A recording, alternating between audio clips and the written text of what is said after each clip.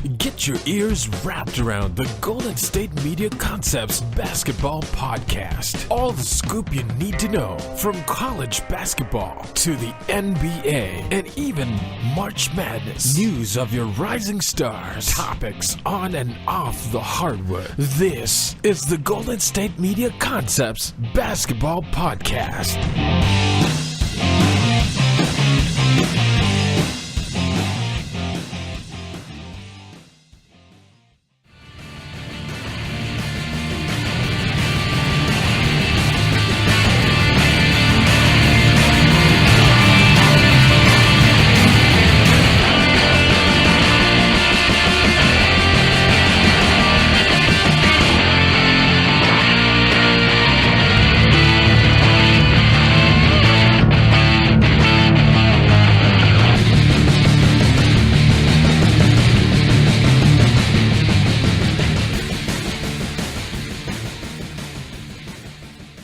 Welcome to the GSMC Basketball Podcast, brought to you by AdamandEve.com. For a limited time only, you'll get 50% off just about any item using promo code HOOP. That's HOOP, HOOP. Welcome to the GSMC Basketball Podcast with your host, Ryan Holloway. What's up, y'all? Good morning. Today we're going to cover some interesting topics in the NBA as usual. I'm going to talk about how ball is life. Those Lonzo Ball struggles, some of those woes that we might be making too much of a big deal of. We'll talk about LeBron, the Cavs owner, like not in the figurative way, but him literally one day owning the Cavs. OKC, not okay as in Oklahoma, but okay like mediocre C. That's my play on words with that. I talk about Coach K wants us to start drafting high school players again, which is something you would think would be surprising for him to say, but that's how he feels. I'm going to let you guys know about the NBA playoffs starting today, if they did start today, and then we are also going to give you guys a peek into my NBA starting day, like we talked about. I just want to take this time to just let you guys know. I don't know if anyone knows this, but I didn't know. But McDonald's coffee is fire. Like I'm not even a big fan of coffee, so I really don't. I'm not sure. Like my knowledge on coffee might be a little limited. Like I'm not a purist. Similar to my movies. Like similar to comic book movies. I don't actually read comic books anymore. So when I go watch a movie, I don't really know how accurate it is. If it's good, then it's good. Same thing with coffee. Like I'm not a purist. I don't know. I can't tell you exactly what region of Colombia these possible beans came from, but I know that it was tasty. So, I mean, shout out to McDonald's for getting my morning started right. I'm completely with it. So thanks, McDonald's. We love you, B. Basically, what's been going on is Lonzo has the worst field goal percentage of any NBA, has the second worst field goal percentage of any rookie over the course of 11 games, which, I mean, that usually when there's a stat that has like that many different variables in it, it's usually something that a computer put together so that someone would have a talking point. So when I heard that, I was like, okay, like, over 11 games, like who's the worst? Watch it be somebody that's really, really good right now. Watch it be like Kawhi Leonard. Like we don't know who the worst was. If the person went like had like a 3-season career, they would give us the name. But since they don't give us the name, who knows? Like Kobe's first 11 games could have been bad. We don't know, but that's just the stat. So they are concerned. The concern has risen because of the way his shot is not falling. So first it was that he wasn't taking enough shots, which I felt like wasn't a problem. He just had to shoot the ball more. Then he started taking the shots and they're not falling, which sometimes they don't fall. I think we've gotten really used to everyone to when we watch shooters, we want to see Steph Curry. So this is kind of the feast or famine as a scorer or someone that gets buckets in the NBA. If you get buckets, you have to be getting to the bucket incredibly cleanly, like clean, or you got to be making threes. if you have to work really hard for your points to like work to be a closer to the ground player, like say you're not a high flyer, you don't have the best jumper, people don't recognize your points. That's just how it is. If I ask you what's the most points Chris Paul scored in the game, can you tell me? No, you can't tell me, because when he scores, it's not the most interesting thing. So I'm still gonna give Lonzo a shot, especially because he's 19 years old. And I'm starting to hear whispers of bust, but he's 19, and I feel like Magic gave us the coldest out hustle in the history of out hustles by letting us know that Showtime is back and that he's going to run things. And I believe that the Laker fan just got really, really incredibly excited. Oh my God, we're back. No. It's so, you guys are, people care again. We're going to talk about it, but don't feel like you're back. Just feel good. Just feel good to be in the news again. But that's what happens when you fall from greatness and you're used to greatness, because the Lakers have, I don't know, thousands of championships. So it's like, oh, we're back. No, you guys aren't back. Just be grateful to be relevant. Like a Raider fan, or, I mean, let me not talk about them. Like a Niner fan, I'd be happy to be relevant. So I'm going to give Lonzo a chance. The only problem with someone that passes the ball too much is that when you pass the ball too much, people don't expect you to shoot. Then it makes the defense lazy. They start to cheat on the other players. It's similar to, but this can work to your advantage depending on who your teammates are. Now, similar to Rondo wouldn't shoot the ball when he was on the Celtics. He was always quoted as being a great passer. And one of the arguments was that he plays with 3 Hall of Famers, being Ray Allen, Paul Pierce, and Kevin Garnett. And they didn't even always get along. But Rondo still found a way to manage a triple-double and to play incredible defense, which is another upside. If you're not going to shoot the ball very well, if you can stop players, then it may balance itself out. If you're dropping dimes and stopping another point guard from getting buckets, then it balances itself out, which is why I think some of Rondo's shooting woes could be overlooked, just because if Rondo's guarding the opposing point guard on the other team and that point guard has to work hard to score on Rondo, then when the tables are turned and that player has to guard Rondo, he's going to be a little bit more tired from trying to score on Rondo, and he probably can't cheat as well, and Rondo can find the time to get through, fake that behind the back pass, and get the layup in. Only problem is Lonzo isn't playing with Kevin Garnett and Paul Pierce and Ray Allen. He's playing with some younger guys. I mean, he's got Lopez, who was looking great this season, and I'm calling him BI, Brandon Ingram. BI is looking solid too. It takes a couple years for these guys to grow into their bodies. BI is a perfect example. He was supposed to be good as soon as he was drafted. Immediately, people wanted him to score 50, be Kevin Durant in the suit. Like, it's when he got drafted, people wanted him to walk across the stage, put on the NBA hat, and then just score 50 right there. I'm not sure how he would have scored 50 right there, but that's what they expected. But a couple years in, he's getting used to the game a little bit. I'm going to talk about that a little bit later. I'm going to talk about how Coach K feels about drafting players like out of high school instead of forcing them to go to college for a year. So I'll get into that a little bit later. They asked Jason Kidd if the comparison was a stretch when it comes to being compared to himself, and Jason Kidd said, yeah, it's a stretch. So, and he felt like once the hype dies down a little bit and the kid actually gets to play his game, then things would be a little bit more different. I mean, when you come in with things like, well, Magic Johnson drafted you and you remind us of Jason Kidd, I don't really know if expectations can reach a higher zenith than that.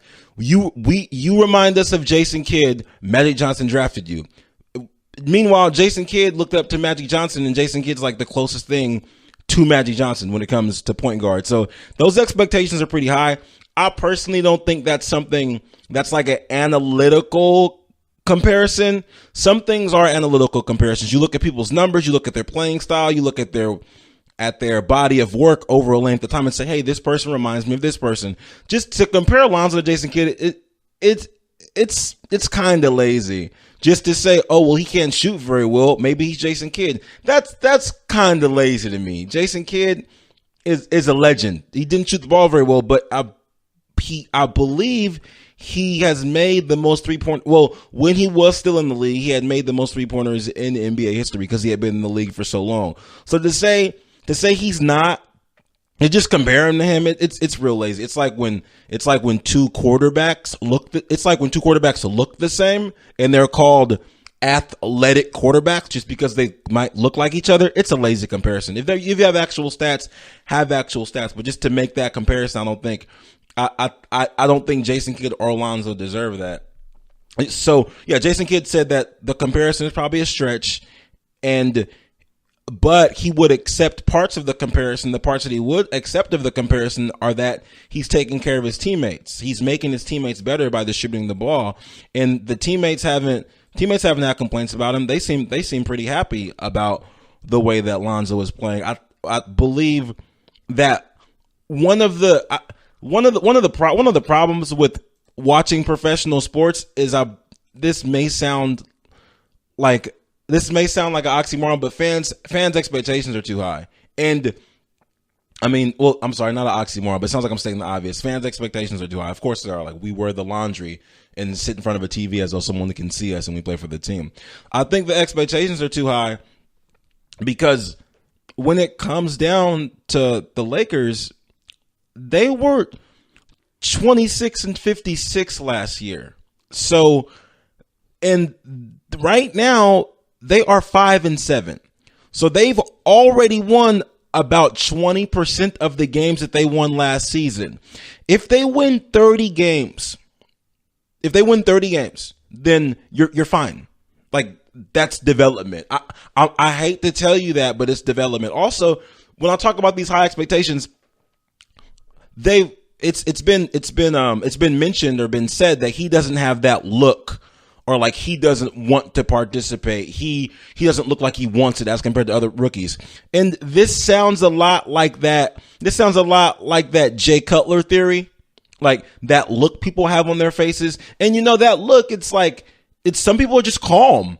Jay Cutler, I want to say Melo has that look. Kawhi Leonard has that look. It's just the look of cool.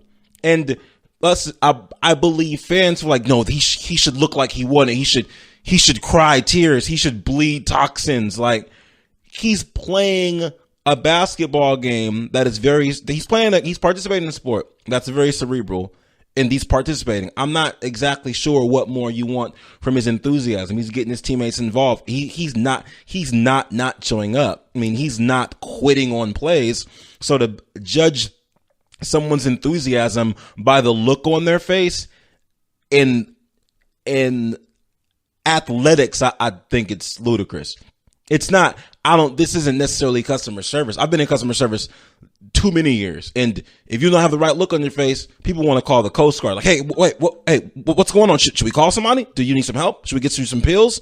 Do you need a doctor? Should we call a doctor for you? That's what happens. But in athletics, there's a lot going on mentally, so I don't really know if we should be judging people by the looks on their faces. I also feel like if Lonzo Ball can play for the Lakers and they can give him the right talent, then what if he's not Jason Kidd? What if he ends up being Derek Fisher? Derek Fisher's career numbers were 11-4-3, and he played forever and won 5 championships with the Lakers and was a great facilitator to Kobe Bryant. And they weren't able to win until they got Derek Fisher back because Kobe needed some help. I'm not saying that Kobe needed Derek Fisher. I'm just saying that he was an intricate piece of the Lakers because when they rebuilt the Lakers to basically get those last 2 championships with Paul Gasol, they brought Derek Fisher back because he was an intricate piece. So if you have Lonzo Ball and he doesn't become Jason Kidd but ends up being, I don't know, let's say Derek Fisher, would you be okay with it? Is that okay? Is that okay if he's not a legend? Because what primarily wins is if you got a point guard like that is to build around him. And Magic Johnson said during the summer that they planned to build around him, and it looks like that's something that they're gonna end up doing is building around him. So let's not necessarily look at Lonzo Ball as Magic Johnson. I mean, let's compare. Let's say he's Derek Fisher. Let's say he's Brian Shaw. I mean, even if he's No, I'm not. I mean, worst case scenario is it ends up being Smush Parker. That'd be a problem, maybe. But if he was Tyronn Lue and played for a long time and then got to coach, then that's a successful career as well. So I just believe that we need to go ahead and tame our expectations for this young man. He's 19 years old. He's been given a franchise. The Lakers ended the season last year with 26 games won. If they make it into January with, let's say, 13 games won, then they've already exceeded expectations. So bless up to the Lakers. I wish them the best. I hope Lonzo works it out. I'm rooting for him. So when we get back, I'm going to talk about OKC. Hopefully you guys get that. And I will be right back. Thanks for tuning in. Are you looking to spice things up in the bedroom? Been fantasizing about surprising your lover with an adventurous new toy or adult movie? Well, here's an offer you won't be able to resist. Go to adamandeve.com, and for a limited time only, you'll get 50% off just about any item. But that's not all. When you select your one item at 50% off, you'll also receive 3 free adult DVDs for a little inspiration. Plus, a free extra gift so sensual we can't mention it on the podcast. And to top it all off, they'll even throw in free shipping on your entire order. No, they're not kidding. So check out adamandeve.com today for this special offer. Get 50% off one item when you type HOOP for the offer code upon checkout. When you do, you'll get 3 free DVDs, a free extra gift, and free shipping. Just use offer code HOOP at adamandeve.com. That's HOOP, HOOP at adamandeve.com. Are you looking for the very best NFL and college football podcast? Then check out the GSMC Football Podcast. Get the latest football news both on and off the field. From the NFL Draft to trades to the rumor mill to the NFL Combines, they got you covered. That's GSMCpodcast.com/football-podcast. Get updates on college rivalries, game day insights, and much, much more. It's football talk the way you want it. This show eats, sleeps, and breathes football. Don't forget to like them on Facebook and follow them on Twitter. Visit GSMCpodcast.com for more info.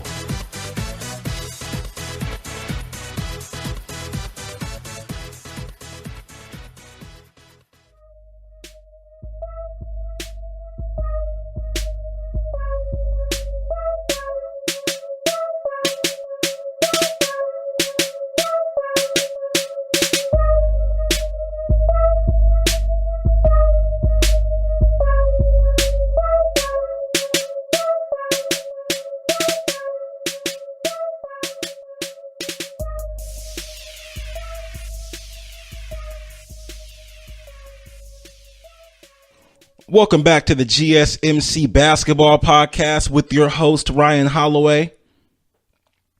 Just gave you guys a slight recap on the Lonzo Ball woes in the last segment. They're not really woes to me personally. He's 19. Last year, the Lakers won 26 games. This year so far, they've won 5. They're going to be just fine. Everything's all right. I think that me personally, from a marketing and PR standpoint, if I was a Laker fan, I would be juiced just to be relevant and be in the news again. That's coming from the scarred soul of this 49er fan that's talking to you right now. Oh my gosh, 0-9. All right, but I'm not gonna dwell on that because people have real things going on. Like, for example, OKC is 4-6, and they've lost, it looks like 3 in a row. It's time to push the panic button a little bit here. This is what we're going to do. And in November, not even midway through November, we're going to push the panic button. Why? Because they lost to the Kings. Now, make it serious, just so you know how serious this is. The Kings are 3-8. The Kings are 3-8. And they're the Kings. Like, I mean, I live in Sacramento. I got love for the Kings. But when you start losing games to the Kings and it starts becoming unacceptable. I'm also low key hating because I wasn't at the game. I was supposed to go, but some things that happened. So yeah. Anyway, let me get back to this. So it basically they've lost a few games in a row, and I don't necessarily think it's a reason to become concerned. Neither does Russell Westbrook. He said that he enjoys. He didn't say he enjoys the challenge, but his statement basically said he enjoys the challenge. He said situations like this bring guys closer. So with that, I believe he's right. I mean, when you go through adversity with people, then it does get you a little bit tighter. Similar to I want to say similar to the Cavs when they lost to the Warriors the first time. I think I believe that situation. Well, even though LeBron was the only one playing because Kyrie was hurt and so was Love, but that situation probably brought them closer. And Love and Kyrie watched LeBron and Delly put on just an epic show with an incredible amount of determination and immeasurable effort against the Warriors to still end up taking the L. That when they got back the next season, like, hey, yo, like we can do this. So I definitely do feel like this is a situation where they're gonna work through it, especially when you put those two players on a new team, like you move Carmelo and Paul George to go play with Westbrook. I want to say like that's something they've never had before. I mean, Paul George is, as long as Paul George has been a Paul George type player, he's never had. I don't believe he's ever played with someone else that was going to be a Hall of Famer or was anywhere even remotely near his level. Carmelo, when he was in Denver, he played with a lot of scorers. When it was him, J.R. Smith, Allen Iverson, Kenyon Martin, they had a squad. Like they were in the playoffs. It was a great team to watch. It was a very solid team to watch. And when he ended up going to the Knicks, and when they did make the playoffs one year, he had Amar Stoudemire on the squad. And I believe they had Baron Davis at one point, and then everything it kind of fell apart. But I don't believe. I mean, Chauncey Billups is cold. Melo did play with Chauncey, but I don't believe Melo has ever played with the point guard as cold as Westbrook. So it's probably gonna take a little bit more gelling, a little bit more time. Of all three of them, Carmelo is the only one that is on the top 10 for scoring. So that's definitely something they got to get figured out. It seems like if I'm Paul George, I have a hard time figuring out when to get my shots off. Again, Paul George has always been a Paul George type of player with only Paul George. So I'm not knocking him saying he can't play with other players. I mean, it's only been a couple games, but I think he may have the hardest time with this transition just because Westbrook had the situation where he had Harden and he had Kevin Durant, and maybe there wasn't enough ball for all of them. Looking back on it, who knows? It's hard to say. We can't go back in time. But me personally, I think the reason that didn't work out, regardless of who the coach was, regardless of how they did the rotation, regardless of what they paid Harden, I don't think there was enough money to make that work. I mean, I don't think there was enough ball to make that work for everybody. So they had to move Harden out of there. Now, when Westbrook played with Durant, Westbrook knew that he had a prolific scorer with him for years and years and years. Then he lost Durant, and I think that he was able to tell how I believe he was able to tell how difficult it would be with just one person. He never spoke on that, but it's probably one of those unsaid things that may come up later, or maybe it never will. I mean, eventually it took Kobe playing with Dwight to apologize to Shaq and realize how good Shaq actually was. This is years after. Like, this is like 5 championships. This is 2 more championships later, after Shaq's retirement and everything, just to realize how good Shaq was. And my feeling is Westbrook felt that way last season. I mean, Westbrook's a baller. Like, he'll run through a wall. That means, but he has a high basketball IQ as well. And he's not someone that's probably going to say, no, I don't need anybody. I would think that in his mind, he would know that, you know what, it'd be easier if I had somebody that could just drop 30 at any time. So I would say he's appreciating his 2 new additions. I would say he's appreciating his additions more than LeBron is more than the Cavs appreciating Dwayne Wade. I mean, at least Carmelo and Paul George can both start. Once they get this thing going and get it figured out, they're gonna be they're going to be a force.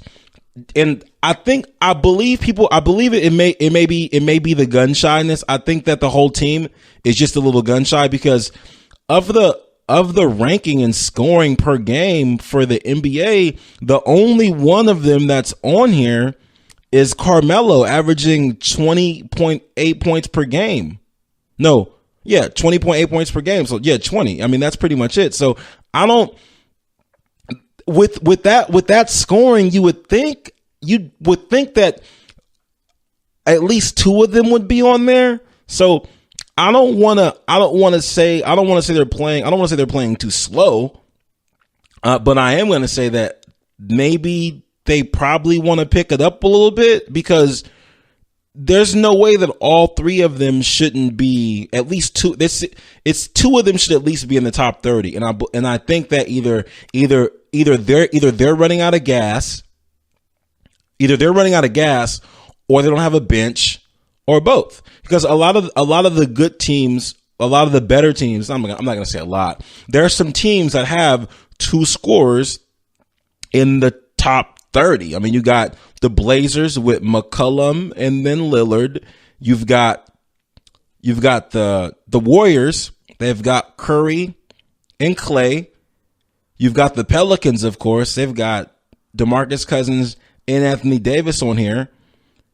You got the Wizards. They've got John Wall and Bradley Beal on here. So maybe having, the Warriors have Durant's on there too. Durant, Curry, and Thompson. So there's a possibility that maybe there's not enough ball on the team.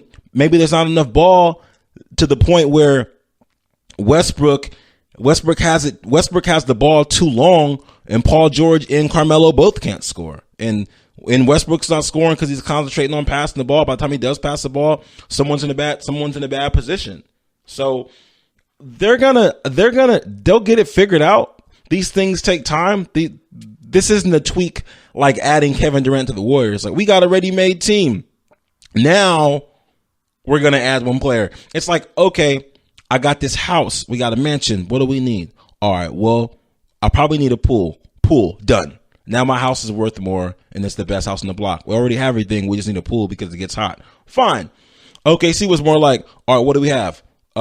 We got a pool. All right, what else does this house need? Well, it kind of needs a house. So some rooms and a garage, some doors, a kitchen, and okay, we'll work on that. So you get all these materials, and then you got to build it. That's basically where we're at. That's the best analogy that I have. And if that doesn't work for you, then I feel pretty bad for you because I think that I worked really, really hard on that all in about 15 seconds. Billy Donovan, if I were him, I'd be excited just because I don't think that he's ever been able to. I don't think he's ever coached that many good players at the same time, which makes you. This should give people a new appreciation for that whole super team word, because you can't just put anybody on a team and just they're gonna get a championship now. It doesn't work that way. Even I'm gonna tell you, even if Carmelo and Paul George were in their prime, and you put them on OKC with Westbrook, they would still have issues just because of how their playing styles work. When Melo gets the ball, the reason why he's the only one that is on the top for scoring, or that's not on the top, but he's the only one that's listed in the top 30 for scoring, is because when he gets the ball, he's pulling. To guard him, to guard Melo, his jab step is so devastating. Like, I've watched OKC play a couple times, and when Melo gets the ball, his subtle moves, like the moves that don't create a lot of movement. What's the best way to say this? He can kill you without even just moving. Like his gestures, his subtle movement, his shoulder rocks, his jab steps they're lethal. So when he gets the ball, he's pulling. He's got somebody that can distribute him the ball. Westbrook is getting him the ball. That's why he's averaging 20 points per game.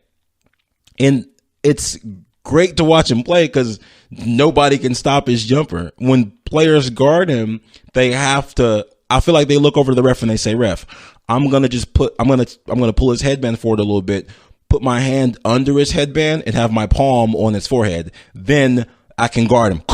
And while the guy is talking to the ref, Melo's hit a shot and just already running on the court. Oh, Melo can basically make a jumper from anywhere. He's the best. I want to say he's one of the best mid-range shooters I've ever seen. Besides, I don't know, maybe a tie between him and Rip Hamilton. Rip Hamilton shot mid-range really, really well off the dribble. Off the pass. Rip Hamilton will come off a pass, and his mid-range game was nasty. So I believe that the OKC is going to figure it out. It makes me wonder though. What I'm wondering about is it seems like there's not enough ball, and they have 3 great players. I'm wondering, it makes me think about what's going to happen when Chris Paul comes back to the Rockets. Just because the Rockets are balling right now. I told you guys James Harden's going to be MVP. I told you guys. James Harden is averaging 30. And the Rockets are in pretty well without Chris Paul, but no one's talking about it because Chris Paul's not there. So we as sports fans just feel like they're not important. Oh, well, Chris Paul's not there, so it's not a big deal. Did you know that they're first in the East? And they're not really first. Technically, they're tied with my Warriors. So they're both 9-3. So they're tied. But I'll let the Rockets have it. Fine, so be it. The Rockets have the same record as the Warriors, and Chris Paul is out.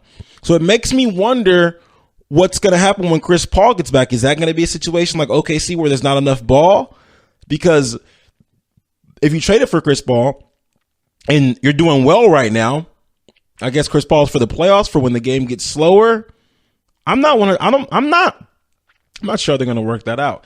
Either way, OKC's going to be fine. What something to think about is this: OKC drafted James Harden, Russell Westbrook, and Kevin Durant, and all three of them have been in the finals together. Kevin Durant has won a championship. James Harden is going to be MVP, and they were all drafted on the same team year after year after year. It's interesting that how that works itself out. So with that, I'm going to go pay some bills, y'all. I'm going to be right back. And when I get back, I'm going to talk to you guys about LeBron buying the Cavs tomorrow. Well, not tomorrow, but sometime in the near future. Be right back. Check out the show that's built on the MMA. From the UFC to extreme cage fighting, they got the fights covered. Check out the GSMC MMA podcast. Get the latest news on past or upcoming fights. Join us as we talk to and about some of the biggest names in the MMA, past, present, and future. When it's the fight game, there's just one show to check out. GSMCpodcast.com/MMA-podcast. Don't forget to like them on Facebook and follow them on Twitter. Visit GSMCpodcast.com for more info.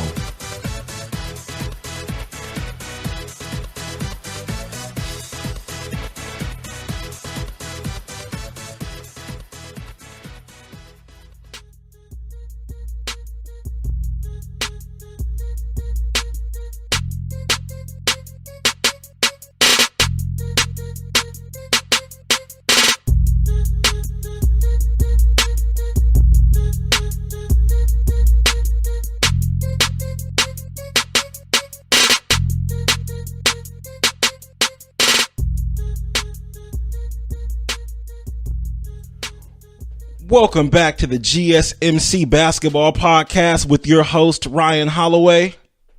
How you guys doing? Everything cool? Awesome. Just got done wrapping up OKC's woes. Well, then they're not. I'm going to say they're woes because they lost to the Kings. So whenever you lose to the Kings, and it's okay, I'm not a Kings hater. I'm a Kings supporter because I do live in Sacramento, so I show the Kings mad love. But when you lose to the Kings, it's time to start writing articles and asking about if your trade and your new signings were the best thing to do, because that's when it's time to push the panic button. Early November, that's when people should get scared. We should call the Coast Guard. We should all be concerned. And I'll let you guys know why. If you want to be concerned, that's okay. And if you're not concerned, that's okay too. So, you know who's not concerned right now? Dan Gilbert. Well, yeah, Dan Gilbert's not concerned. I'm going to tell you why he's not concerned. If I was Dan Gilbert, I would be concerned that when LeBron left the Cavs, that, it'd be a problem. Like, I wouldn't have one of the best teams in the league anymore. It would be an issue, and I'd be kind of concerned. However, in a recent interview, LeBron said that one day he would like to be an owner, and that's something that he looks forward to in his future.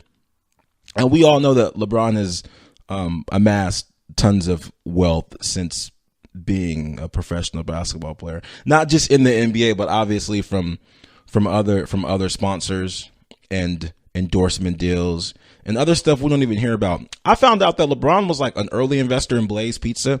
Blaze Pizza is this place where you go in there. They like make fresh dough. They have fresh ingredients. They make you a fire grilled pizza in like minutes. It's crazy. Like it's really, really good. And I found out about this place like 6 months ago, but LeBron invested in it like a couple years ago. So he's making smart moves with this money. By the time he retires, I would say he'd have enough to buy a team. He said that if the Cavs open up and they happen to be available at the time he retires, then it would be something that he'd be very interested in doing. The reason the math works out kind of well for this, well, first people would wonder, like, why would Dan Gilbert sell the team, right? I mean, he paid $375 million for it when he bought it, and it's quintupled. It's worth $1.2 billion right now. So why would he sell it, right? Sports franchises are only going to become worth more and more. And one would assume that, I'm not gonna sell my team. Why would I do that? He hasn't even had it that long.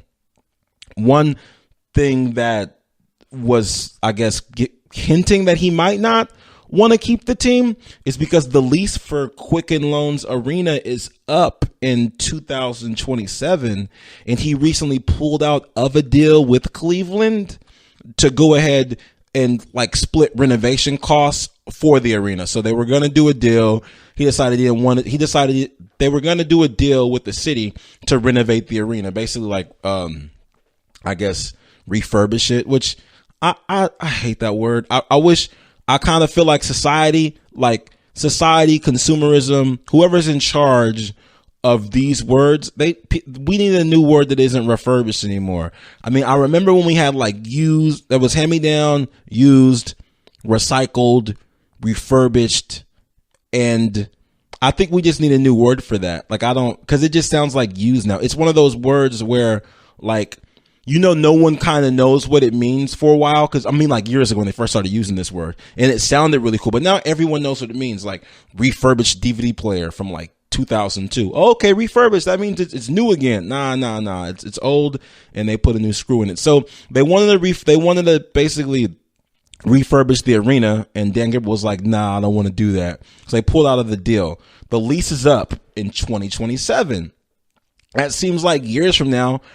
However, so we're like, well, LeBron is probably going to be retired like way before then. But right now, LeBron is doing well. He looks like he's nowhere near stopping. He's averaging 30 points a game. He's fourth in scoring right now. So basketball players I don't want to say basketball players fall off a cliff like football players do. They eventually start kind of aging and well, you know what, maybe I should kind of hang it up a little bit. Like on some Tim Duncan, Kobe stuff, they were like, you know what, this isn't for me, and knew in the beginning of a season, this probably won't work out. So I feel like LeBron would be the same way. He would know during summertime when he's training, like lifting elephants and racing cheetahs, that it would be time for him to hang it up. The thing with LeBron is that LeBron said that if there's a possibility that he can be in the league the same time as his son, then he's going to hang around. His son, LeBron James Jr., would be eligible for the draft in 2024, which that's so long from now, but he'd be eligible for the draft in 2024. So that's kind of a long time from now. LeBron will be 40 because he's 33 now. His birthday's in December. So LeBron will retire at 40, which is the same age that MJ officially retired, and then he could play with his son for 3 years, and then possibly play with his son for a year. I mean, at least he's 40, right? Play with his son for a year, hang around the league, and just be around like a Richard Jefferson or Vince Carter or an AC Green, a Zach Randolph. I could never see LeBron just chilling on the bench though. It would be a situation where he'd be on the bench, but LeBron would be on the team and he'd be wearing a suit, and the coach, whoever the coach was of that team that he was on, the coach would be in basketball clothes, It'd be warm. I was like, hey, coach, could you give me some water? But LeBron, come on, dude. We've already been over this 19 times. Okay. Sorry, Mr. James. The coach is just the coach didn't even get a seat on the bench. He has to sit on the floor with the drafted players. So I think that'd be kind of sick. Like, I mean, Doc Rivers got to coach his son, or is getting to coach his son. I think it'd be pretty nasty to be able to like play with your son on the same team. It'd be dope to see LeBron get dunked on by his son, or vice versa. I'm completely with it. My thing with this, it's the weird thing that gets me is kind of like, so if I'm Dan Gilbert, I want to know how this is gonna go. I want to know if Dan Gilbert's thinking like, yeah, I can't wait to sell this team to LeBron when LeBron's off of it, because this is not going to be worth the same amount of bread like without LeBron. So I can't wait to sell it. Like, he can take care of all this, you know? That makes me wonder how much it's going to be worth without LeBron on it. If LeBron says, yo, I'm going to retire, and he retires and he's just chilling, they start having these conversations. And it's like, yo, how much do you want to sell the team for? And Dan Gilbert's like, well, it's worth, this is in 2027. So like, it's worth $2.2 billion. LeBron's like, I'm not playing on the team anymore. It's only worth like $100 million. And Dan Gilbert's like, what? Like, what the? So if I was Dan Gilbert, I don't know. Like, I think I'd want to sell it before LeBron leaves, just because I feel like the money's going to go down the drain. Another thing, like on LeBron's, and it's like, he left the Cavs or whatnot. And because they weren't bringing him the best players, so he shook to go to Miami to go learn some things and win some championships. When he did leave, Dan Gilbert wrote a nasty letter about LeBron leaving. LeBron came back to the Cavs. They reconciled, worked things out. They have a business relationship. With LeBron earning all this money over his career, I'm wondering if he would just want to give it back to Dan Gilbert. It's like, you're on a salary. They're paying LeBron whatever he wants. They bring in whoever LeBron wants, and they have LeBron. LeBron has them pay whatever he asked them to pay. So I'm just wondering whether or not he'd want to give all that money back to dude. Like, all right, here's all the money that I earned from you. Like, you can have all this back. Like, would you really want to do that? I don't know. I don't know if that's something that I will really want to do. So that's what the thinking. That's what has me thinking about. Like, would you really? It's kind of like it's like when you're at work, and depending on what kind of job you have, because sometimes this isn't a big deal, sometimes it is. I've had different jobs where sometimes it's a big deal, sometimes it's not. Depending on how much you make, if you go to work and then you buy lunch at work, like from some vendor at work or whatever, like one of those hole in the wall vending machines, whatever, depending on what you're doing, and you're like spending money at work, it just feels wrong. It just, if you know what, regardless of what job you have, if you're spending money at work, it just feels strange. I had a job once where they had a cafe, it was really nice. They had like a virtual store in the break room. So it wasn't a vending machine. It was a store you walk into, you take things off of the wall and you ring them up yourself. They had like a self-checkout, and there were cameras. So I know what y'all thinking. I just wouldn't pay for nothing. Y'all are ratchet. So when I bought some stuff in there a couple times, and I was like, it's not like it was a grip. I wasn't like buying dolphin or lobster, but I'm like, why am I spending money at work? Like, why am I giving work my money? And that's how I feel if I was LeBron. Like, yeah, the Cavs are sacred to his heart. It would just feel weird to just give Dan Gilbert $1 billion.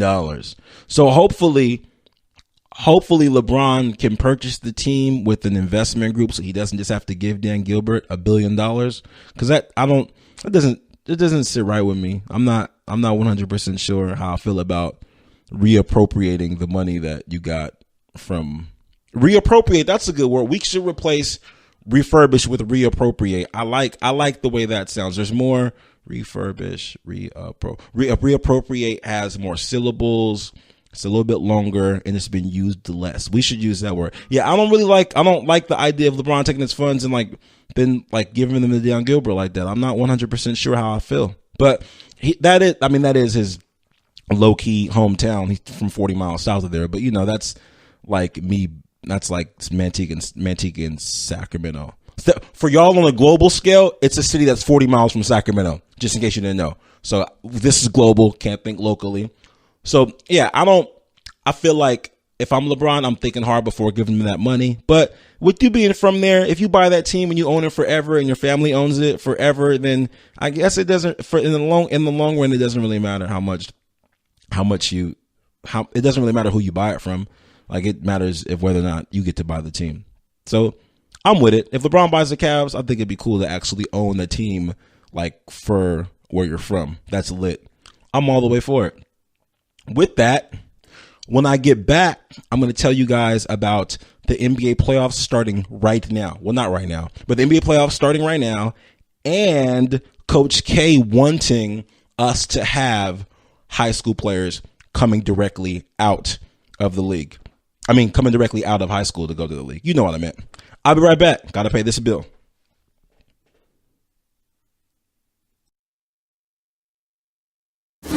Check out the show built around the women of MMA. From the UFC to the extreme cage fighting, we got the fights covered. Listen. It's the Golden State Media Concepts Women's MMA Podcast. The latest news of upcoming fights, discussions of previous matches. Join us as we talk to and about the biggest names in women's mixed martial arts, past, present, and future.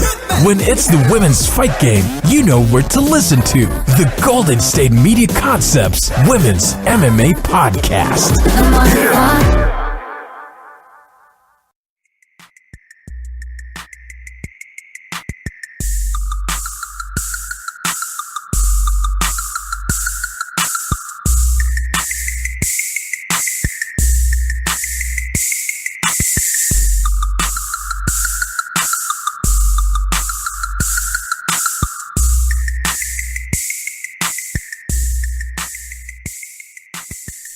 Welcome back to the GSMC podcast with your host, Ryan Holloway. Thank you guys for hanging out. I just gave you guys a brief rundown of how LeBron is going to buy the Cavs and the diabolical plan to play in the NBA with his son, which is going to be nasty. I'd be very, very excited to see that. Can't wait. Hope it goes down. That'd be coming to a stadium near you in 2027, I believe. No, 2024.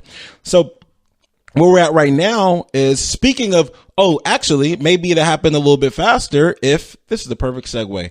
Coach K says, Coach K from Duke University, he says that he'd be happy to see high school players able to go back into the NBA. The NBA made it a rule that you had to be out of high school for at least 1 year before entering the draft. So you had to go to college or go play overseas for a year. Last year, Thon Maker, a center for the Milwaukee Bucks, was the first player to be drafted out of high school in a very long time. He was able to prove that he graduated high school a year early, so it counted as him taking the year off. He's the first player drafted out of high school since 2005, so it hasn't happened in a long time. They wanted to have kids spend a year in college or go overseas. I'm not sure if this was like an out hustle to get the NCAA more money, but I'm surprised to hear Coach K say that, him being somebody that is a college coach. However, the reason I can see him saying that is because Coach K isn't the type that's down for the money grab. He wants to teach basketball, and my opinion of it is my opinion of what he's thinking is that when they do this one and done thing where someone plays 1 year and then leaves, it probably stunts the development. Like, you're like, okay, you go to college for 1 year, you play, and then you go straight to the league. And it's probably harder to evaluate the talent that way. Just because when they used to draft kids out of high school, you can tell in 12th grade whether or not this kid needs to go to school for a year and a half versus this kid that can come straight out of high school. He's got what it takes. And it seems like you can compare it that easier. Like, okay, you go to college, you go to the NBA, versus now it's like all you got to do is just go 1 year and you'll be okay. So it's like they're all on the same playing field. At one point, one of the arguments was that they're wasting draft picks by taking in NBA players out of high school because a lot of them are busts. But that that argument probably isn't right. I mean, the NBA drafted 40 high school players, like since they've been drafting high school players. And it looks like about 10 of them are Hall of Famers. So we got Kobe, T-Mac, Sean Kemp, Dwight Howard, KG, Moses Malone, LeBron James, Daryl Dawkins. So yeah, we got 8, it looks like 8 Hall of Famers. And then we got honorable mentions like Jermaine O'Neal, Josh Smith, not honorable mentions for the Hall of Fame, but also good players. You got Jermaine O'Neal, Josh Smith, Amari Stoudemire, Monty Ellis, Al Jefferson, Rashard Lewis, Tyson Chandler, Deshaun Stevenson, and some other ones. And that's out of 40 players. So I'm not 100% sure of the stats of this, but I think the NBA might be missing out on like a lot of bread, especially because if you got kids that are going to these schools for a year and they're not, and academics aren't the primary focus and they have to go to school and they risk injury or something else happening to them in their life, it's kind of like, okay, well, you got to go play the game of life for 1 year before you can get into the NBA. And I get it. It's a private organization and they have the laws they have and they can have whatever restrictions that they would like. I mean, a lot of employers won't hire you without a degree. I mean, is that technically fair? No, not necessarily, but it's a good filter for applicants. I think the NBA is missing out by believing this is the filter for applicants because they're probably missing out on a lot of talent. However, unless they're going to require that you actually go to college for 1 year, then they're probably missing out.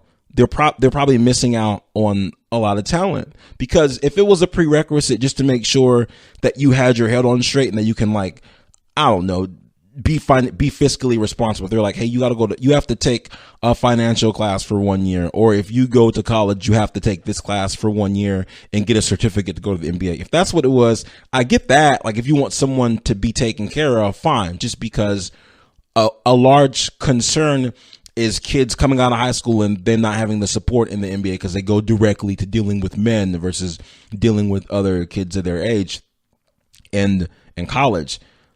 I think the problem is with that is you only have to just not be in high school for a year. So you go overseas, live your life there, and then come back, anything can happen.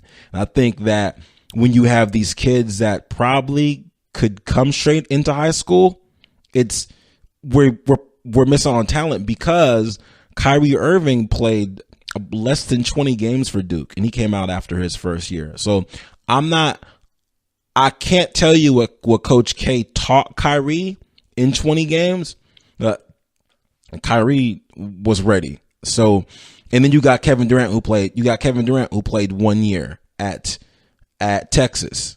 So, I mean, with that, it's like, I don't know what Kevin Durant necessarily learned at Texas. But when he came in, he seemed like he was ready. When he got to Golden State, he said he learned stuff about basketball that he never learned before. So that might be a large variable too, depending on where these kids are drafted. LeBron was drafted to the worst team in the league. There are reports about that Cavs team that drafted LeBron that they made the Philadelphia Sixers trust the process plan for the last 10 seasons look like championship strategy as compared to what the Cavs are doing that last season to get LeBron. Like, they tanking games, like players being paid to miss shots, really bad stuff, really bad things. But you end up going to the worst team in the league. Then you go to the worst team in the league, you play, and then you don't get the development because that team is particularly bad because they don't have talent and they may not have a coach that can develop you. One of my examples about development is, like, I believe that if we could take players directly out of high school, then would Lonzo Ball still be at UCLA? And you'd probably feel like me asking this is backwards. Like, oh, well, he came 1 year out of college. Like, of course he would have come out his 12th grade year. Like, but would he? Because what ends up happening is we get these players that come out of 12th grade, then they play a year wherever they're at, and they're the biggest thing there. But there's players all over the U.S. that are great in high school that are raw, probably should be drafted, but they have a situation like Thon Maker where they probably don't graduate early and probably can't make it to a school 4 years just because of whatever life factors there are, or they go to a place and get in some type of trouble that 19-year-olds get in, i.e. LiAngelo, and we never hear from him again. Simple things like that can happen. So I completely agree with Coach K. I think they should go ahead and let players come in. And if they can't come in, then go to college. We'll probably have a better appreciation for the college game, just because the kids that'll be there will have to be there a little bit longer because they'll need to develop their games before going to the NBA. And I think it's something that I'd be rewarding for both leagues, especially, I mean, if someone is 18 years old, has a chance of getting a job in a lifetime, and their physical activity can affect that chance. Whatever happens to them in 365 days can affect their future. I don't think it's fair to stop them from pursuing their dream. Check this out. I'm going to let you guys know what's up. I don't know if you know this, but if you have any friends out there that are saying, I don't want to watch the NBA because the Cavs are going to go to the championship, and you already know what's going to happen, you're missing out. You are missing out. I'm going to tell you why. Because the Lakers are in the news. The Knicks are in the news, and the Celtics are in the news. And it's popping. Like, it's really, and it's not bad news.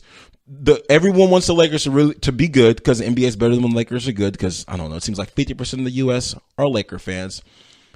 The Knicks are kind of good. Porzingis is averaging 30. If you haven't watched Porzingis play, please watch him play. The Celtics have won 10 games in a row. The scoring is crazy. We have teams that are scoring hundreds of points. I read an article a couple days ago where one team only scored like 89, and the article talked about the team as though they felt like putting up a miserable 89. 89 is not enough points to win the game now. People are like, oh, well, there's no defense. They're not playing defense. Well, here's the thing. They changed the way the fouls worked over the course of 30 years. So you can't just hand check anybody. So if you can't hand check anybody, people are going to score more points. So what are players doing? They're putting up more buckets. We got 5 players averaging 30 right now. You got to check this out. And the drama's great. We got drama about stuff that's actually happening on the court. We got players that are tweeting out and they got to go play a game that night. We got these trades. Of players that couldn't play with other players, so they're proving it on the court right now. What do you have in your beloved NFL? We have owners suing the commissioner because the commissioner didn't let the running back play, and the running back is suing the NFL because the NFL suspended him because he didn't like the procedure. That's not drama that you want to deal with. I have friends that make fun of me because I watch Love and Hip Hop, but it sounds like the same thing is happening in the NFL. So if you're missing out on the NBA, I'm telling you guys, you got to tune in. If you have not tuned in, and if you still don't believe me, let me tell you what the playoffs will be right now. And I'm gonna tell you what the playoffs will be if they start today. You'd have Boston playing Charlotte. You'd have the Pistons playing the Sixers. You'd have the Knicks playing the Magic, and the Raptors playing the Wizards. Did you hear what I just said? Do you understand what I just said? If the playoffs started today, the Knicks and the Sixers would be in the playoffs, and that's the East. That's the East. Now I know people will get kind of turned off by the West because it's cracking. Because we got the bestest teams. And don't get mad, because people in the East, at one point, you guys had the illest teams. So this is our turn right now. The playoffs started today. On the West, we'd have the Rockets playing the Clippers. We have the Golden State Warriors playing the Trailblazers. We have the Minnesota Timberwolves playing the Nuggets, and the Spurs playing the Grizzlies. Now, I know that might sound familiar to you, but let me explain something. The Clippers don't have Chris Paul. The Spurs are in the 4th place and don't have Kawhi Leonard. In fact, his injury is taking a little bit longer to heal than they thought it would take. But he's in 4th place. The Grizzlies made this trade to the Kings where they traded Zach Randolph and got Tyreek Evans and Ben McLemore, and the Grizzlies are somehow in 5th place. Maybe the game has sped up because Zach isn't there anymore. I can't tell you for sure. And lastly, the illest thing. The Minnesota Timberwolves are in 3rd place. The Timberwolves are a thing again. They were debilitated. Is that the right word? That is not the right word. They were decimated for years because of the trade that they gave up because of the trade and all the picks they gave up to the Celtics to get Kevin Garnett a while ago. So, no, that's not right. No, I'm sorry. That isn't what happened. It was Joe Smith. They did some tampering with Joe Smith, and they got suspended from draft picks for a long time. So they got punished, and they couldn't get any players for a very, very long time. It was bad. They also got ripped off in the trade for Kevin Garnett. Just don't trade with Danny Ainge. Whenever people trade with Danny Ainge to the Celtics, you get ripped off. But the Timberwolves are back. They're back. So if I was you guys, don't let your friends tell you the NBA, everybody, you know what's going to happen. Don't let them out hustle you like that. Don't do it. This has been my time. I appreciate you guys having me. Thank you for listening to GSMC Basketball Podcast, and I will talk to you next week.